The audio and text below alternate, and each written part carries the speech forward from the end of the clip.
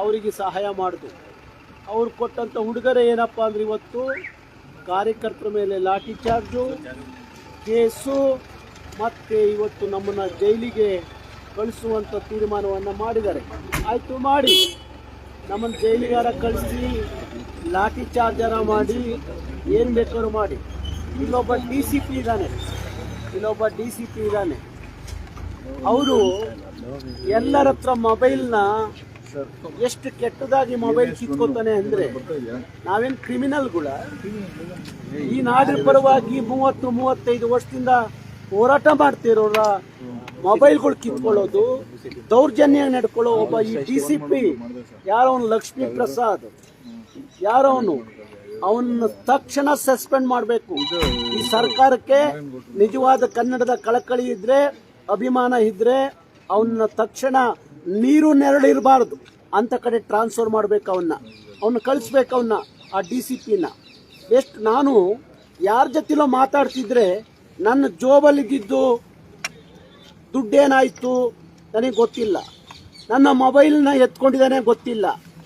ಈ ಪರಿಸ್ಥಿತಿ ಪೊಲೀಸ್ನವರು, ಕಾಕಿ ಬಟ್ಟೆ ಹಾಕೊಂಡಂತ ಪೊಲೀಸ್ನವರು ಕಳ್ಳರ ರೀತಿಯಲ್ಲಿ ಕಳ್ಳನ ರೀತಿಯಲ್ಲಿ ವರ್ತಿಸೋದಾದ್ರೆ ಮತ್ತೆ ಹೇಗೆ ಇದು?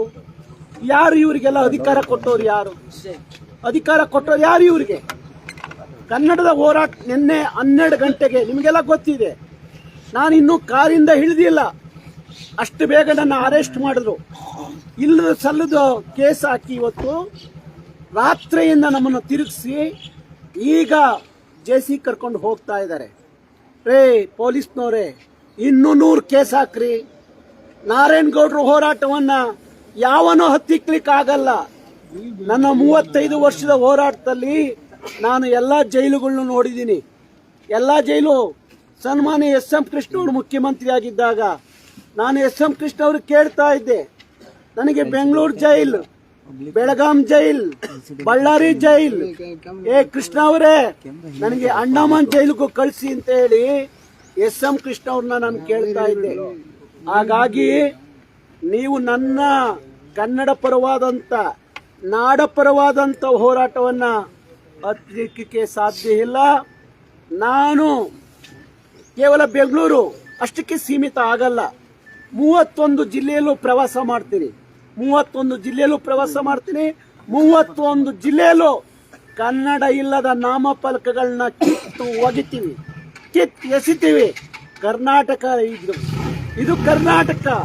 ಇಲ್ಲಿ ಆಡಳಿತ ಭಾಷೆ ಕನ್ನಡ. ಈ ಸರ್ಕಾರಕ್ಕೆ ನಾಚಿಕೆ ಆಗಬೇಕು. ಏನು ಇವರೇ ಮಾಡಿದಂತ ಕಾಯ್ದೆ, ಏನು ಕಾಯ್ದೆ ಮಾಡಿದ್ರಿ? ಶೇಕಡ ನಾಮಫಲಕದ 60 ಭಾಗ ಕನ್ನಡದಲ್ಲಿ ಇರಬೇಕು ಅಂತ ಕಾಯ್ದೆ ಮಾಡಿದ್ರಲ್ರಿ ಸಿದ್ದರಾಮಯ್ಯನವರೇ, ಮರ್ತು ಬಿಟ್ರ? ಇವತ್ತು ಅವನು ಯಾವನೋ ಮಾಲಪ್ ಏಷ್ಯ, ಅವನೇನು ಕೊಟ್ಟ ನಿಮಗೆ? ಅವನಿಗೆ 100 ಜನ ಪೊಲೀಸ್ ವ್ಯವಸ್ಥೆಯನ್ನು ಕೊಟ್ಟು ಅವನ್ನ ಬಂದೋಬಸ್ತ್ನಲ್ಲಿ ಇಡ್ತಿರಲ್ಲ, ಅವನಿಗೆ ಬಂದೋಬಸ್ತ್ ಮಾಡಿ ರಕ್ಷಣೆ ಮಾಡ್ತಿರಲ್ರಿ. ಕನ್ನಡ ನಾಮಫಲಕ ಹಾಕ್ತಾ ಇದ್ದಂತ ಮಾಲಾಪೇಶ್ಯವನ್ನ ಪೊಲೀಸ್ ಸೆಕ್ಯೂರಿಟಿಯಲ್ಲಿ ಬಂದೋಬಸ್ತ್ ಮಾಡ್ತಿರಲ್ರಿ. ಕನ್ನಡದ ಹೋರಾಟಗಾರನ್ನ ನಡೆಸ್ಕೊಳ್ಳೋ ರೀತಿ ನೀತಿ ನಿಮಗೆ ಗೊತ್ತಿದೆಯೇನ್ರಿ? ನಾವೇ ನಮ್ಮ ಮನೆಗಾಗಿ ಹೋರಾಟ ಮಾಡ್ತಾ ಇದೀವ? ಕನ್ನಡದ ನೆಲ ಜಲ, ನಮ್ಮ ಭಾಷೆ, ನಮ್ಮ ಜನರ ಬದುಕು ಅಂತ ಹೇಳಿ ನಾಡಿನ ಮಕ್ಕಳ ಭವಿಷ್ಯಕ್ಕೋಸ್ಕರ, ನಾಡಿನ ಇತಿಹಾಸಕ್ಕೋಸ್ಕರ ಹೋರಾಟ ಮಾಡ್ತಾ ಇದೀವಿ. ನಾವ್ಯಾರೂ ಸಹ ನಮ್ಮ ಸ್ವಂತಕ್ಕಾಗಿ ಹೋರಾಟ ಮಾಡ್ತಾ ಇಲ್ಲ. ಇವತ್ತು ಏನು ನೋಡಿ, ಯಾರಿಗೂ ಸರಿಯಾದಂತ ಇಲ್ಲಿ ಸುಮಾರು ಜನ ಪಾಪ ಆರೋಗ್ಯ ಸರಿ ಇಲ್ಲ, ಆಸ್ಪತ್ರೆಗೆ ಕರ್ಕೊಂಡೋಗಿ ಸರಿಯಾದ ಚಿಕಿತ್ಸೆ ಮಾಡಿಸ್ಬೇಕಾಯ್ತು, ಮಾಡಿಸ್ಲಿಲ್ಲ. ನಿನ್ನೆ ಮಧ್ಯಾಹ್ನ ಊಟ ಇಲ್ಲ, ರಾತ್ರಿ ಊಟ ಇಲ್ಲ. ಈಗ ನಮ್ಮ ಮನೆಯಿಂದ ಒಂದು ಗಂಜಿ ತಂದು ಕೊಟ್ಟರು, ಗಂಜಿ ಕುಡ್ದಿದ್ದೀನಿ ನಾನು. ಗೊತ್ತಾಯ್ತಾ? ಇಂಥ ದೌರ್ಜನ್ಯ, ಯಾರೋ ಕಳ್ಳರನ್ನ, ಡಕಾಯಿತರನ್ನ, ದರೋಡೆಕೋರನ್ನ, ಭಯೋತ್ಪಾದಕರ ತರ ನಮ್ಮ ಮೇಲೆ ಇವರು ವರ್ತಿಸ್ತಾರೆ ಅಂದ್ರೆ, ಆ DCP ತಕ್ಷಣ ನಾನು ಪರಮೇಶ್ವರ್ಗೆ ಹೇಳ್ತಾ ಇದ್ದೀನಿ, ಪರಮೇಶ್ವರರೇ, ಇಂಥ ಆಫೀಸರ್ನ ಏನ್ ಮಾಡ್ಬೇಕು ಅಂದ್ರೆ ನೀರು ನೆರಳು ಸಿಗಬಾರ್ದು ಅಂತ ಕಡೆ ತಗೊಂಡೋಗಿ ಹಾಕ್ಬೇಕು. ಅದನ್ನು ಹಾಕೋ ಕೆಲಸ ಮಾಡಿ. ಇಲ್ಲಾಂದ್ರೆ ನಿಮ್ಮ ಮನೆ ಮುಂದೆನೂ ಬಂದು ಕೂತ್ಕೋತೀವಿ, ನಿಮ್ಮ ಮನೆ ಮುಂದೆ ಕೂತ್ಕೋತೀವಿ. ಇವತ್ತು ಯಾರು ನಮ್ಮ ನ್ಯಾಯಾಧೀಶರು ಕೇಳ್ತಾ ಇದ್ರು, ಇವ್ರನ್ನ ಬಂಧಿಸ್ಬೇಕಾದ್ರೆ ಇವ್ರ ಮನೆಗೆ ಮಾಹಿತಿ ಕೊಟ್ಟಿದ್ದೀರಾ? ಕಾನೂನು ಹೇಳುತ್ತೆ, ಯಾರನ್ನೇ ಬಂಧಿಸ್ಬೇಕಾದ್ರೆ ಅವರ ಮನೆಯ ಕುಟುಂಬದ ಯಾರಿಗೂ ಒಬ್ಬರಿಗೆ ನೀವು ಸುದ್ದಿ ಮುಟ್ಟಿಸ್ಬೇಕು. ಇದು ಯಾರಿಗೂ ಹೇಳಲಿಲ್ಲ.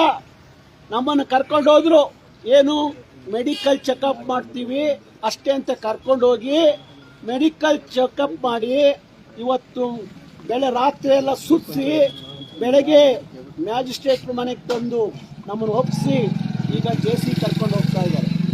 ನನಗೇನು ಈ ಜೈಲೆಲ್ಲ ಏನು ಹೊಸ್ತಲ್ಲ. ನಾನು ಉದ್ದಕ್ಕೂ ಎಲ್ಲ ಜೈಲುಗಳು ನೋಡ್ಕೊಂಡ್ಬಂದವನು. 35 ವರ್ಷ ಹೋರಾಟದ ಹಾದಿಯಲ್ಲಿ ನಾನು ಜೈಲು ಬೇಲು ಅವೇನು ಹೊಸ್ತೇನಲ್ಲ. ಸರ್ ಸಿಎಂ ಇಂದ ಡಿಸಿಎಂ ಇಂದ ಮಿನಿಸ್ಟರ್ಸ್ ಯಾರು ಕೂಡ ರಿಯಾಕ್ಟ್ ಮಾಡ್ತಿಲ್ಲ ಸರ್, ಏನ್ ಹೇಳ್ತೀರಾ ಸರ್? ಅವರಿಗೆ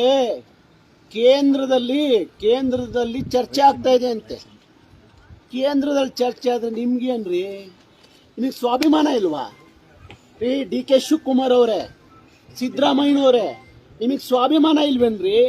ನಮ್ಮ ಭಾಷೆ, ನಮ್ಮ ಸಂಸ್ಕೃತಿ, ನಮ್ಮ ನಾಡು, ನಮ್ಮ ನಾಡಲ್ಲಿ ಬಂದವರು ಕನ್ನಡವನ್ನ ಕಲಿಬೇಕು, ಕನ್ನಡದ ನಾಮಫಲಕ ಹಾಕ್ಬೇಕು. ನೀವು ಹೇಳ್ಕೊತೀರಿ ನಮ್ದು ಕನ್ನಡ ಪರ್ವ ಸರ್ಕಾರ, ಕನ್ನಡದ ಕಳಕಳಿ ಇದೆ ನಮಗೆ ಅಂತ ಹೇಳ್ಕೊತೀರಲ್ರಿ. ಯಾವ್ದ್ರಿ ಬೂಟಾಟಿಕೆ ಇದೆಲ್ಲ? ಬೂಟಾಟಿಕೆ ಸರ್ಕಾರನ ನಿಮ್ಮದು? ಯಾವ್ದು ಸೀಮೆಗೆ ನಿಮ್ಮ ಕನ್ನಡ ಪ್ರೇಮ? ಯಾವುದು ನಿಮ್ದು ಕನ್ನಡದ ಕಳಕಳಿ? ಬರೇ ಬೂಟಾಟಿಕೆ ಹಾಡಬೇಡ್ರಿ, ಇದರಿಂದ ಏನೂ ಆಗೋದಿಲ್ಲ.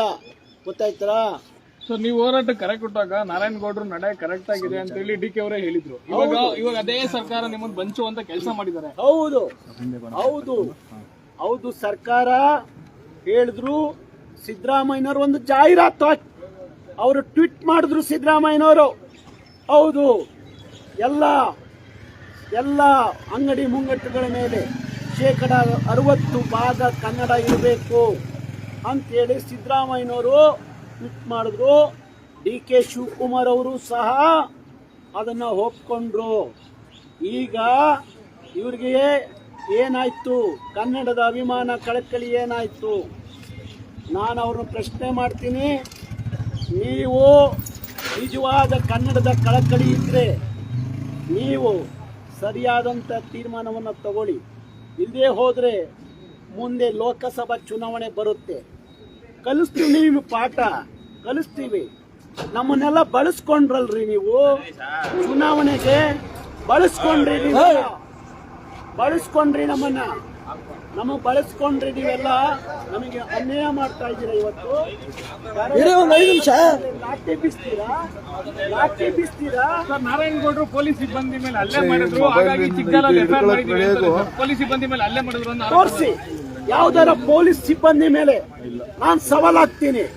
ಯಾರ ಮೇಲಾದ್ರೂ ನಾನು ಹಲ್ಲೆ ಮಾಡಿದ್ರೆ ತೋರಿಸ್ತೀವಿ. ಅವರು ತೋರಿಸ್ತೀವಿ ನನಗೆ. ಯಾಕ್ರಿ? ನಾನು 35 ವರ್ಷದ ಹೋರಾಟದ ಅವಧಿಯಲ್ಲಿ ನಾನು ಇವತ್ತು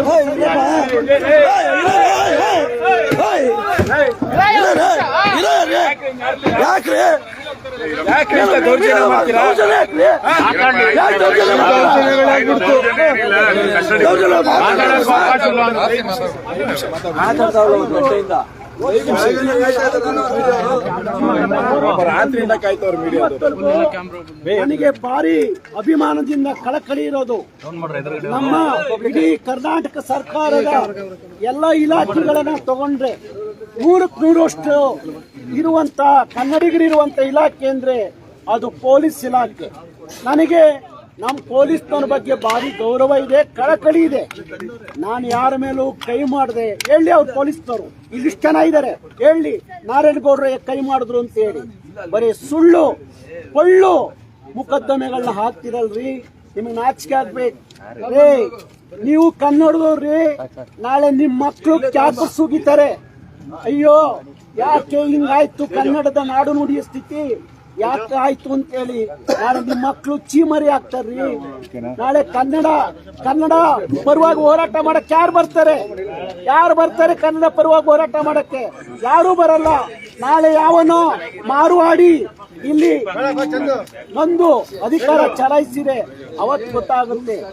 ಹಾಗಾಗಿ ನಮ್ಮ ಹೋರಾಟ ನಿಲ್ಲಲ್ಲ. 31 ಜಿಲ್ಲೆಯಲ್ಲೂ ನನ್ನ ಹೋರಾಟ ಮುಂದುವರಿಸ್ತೀನಿ. ಇನ್ನೂ 100 ಸಲ ಜೈಲ್ ಹಾಕಿದ್ರು ನಾನು ಯಾವನಿಗೂ ಎದುರಲ್ಲ, ಯಾವನಿಗೂ ತಲೆಬಾಗ. ರಕ್ಷಣಾ ವೇದಿಕೆಗೆ